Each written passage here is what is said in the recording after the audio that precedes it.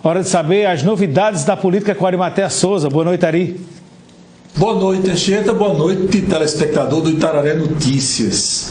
Enquanto os governos estadual e de Campina Grande começam a esboçar, a planejar a retomada gradual das atividades produtivas, inicialmente programada para o dia 18 de maio, ou seja, daqui a 15 dias, algumas entidades também se movimentam no sentido de buscar alternativas, caminhos que amorteçam o impacto da pandemia do coronavírus em relação ao mundo do trabalho, à geração ou preservação de empregos.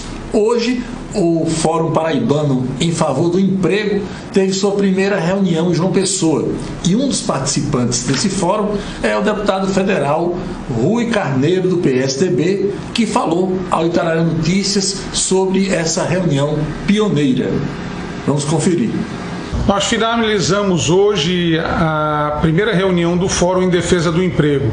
Muito participativa, o comércio, a indústria, a academia, trabalhadores, enfim, nós fizemos uma análise do momento atual, do que seria o pós-pandemia, e estamos buscando construir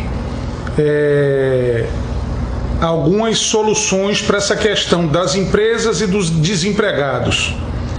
Houve uma frase até muito interessante na explanação de todos que participaram, de que nós precisamos encontrar um respirador para os desempregados e também para as empresas. Então nós criamos um grupo temático de trabalho técnico que vai se reunir na quinta e na sexta. Retomaremos a conversa na segunda-feira. Eu inclusive tive a oportunidade de aproveitar e apresentar hoje também algumas iniciativas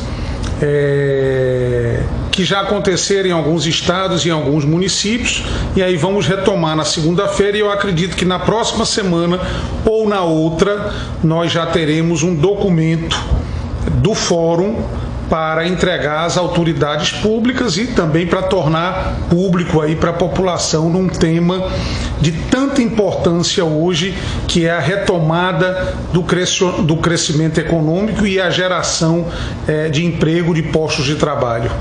Olha, em termos de Brasil, a grande discussão diz respeito ao socorro financeiro a estados e municípios. Esse socorro foi aprovado no final de semana pelo Senado, numa dimensão bem inferior ao que havia sido delimitado pela Câmara Federal. Só para fazer uma espécie de linha do tempo, a Câmara Federal havia aprovado a compensação a estados e municípios de toda a queda na receita que acontecesse entre abril deste ano e setembro, em comparação à receita que estados e municípios obtiveram nesse mesmo período do ano passado.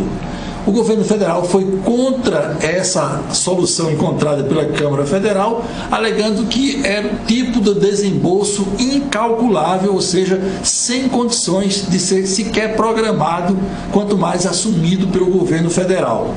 No Senado, esse projeto da Câmara acabou sendo arquivado e o Senado aprovou uma outra equação financeira que garante recursos de 60 bilhões de reais para socorro a estados e municípios.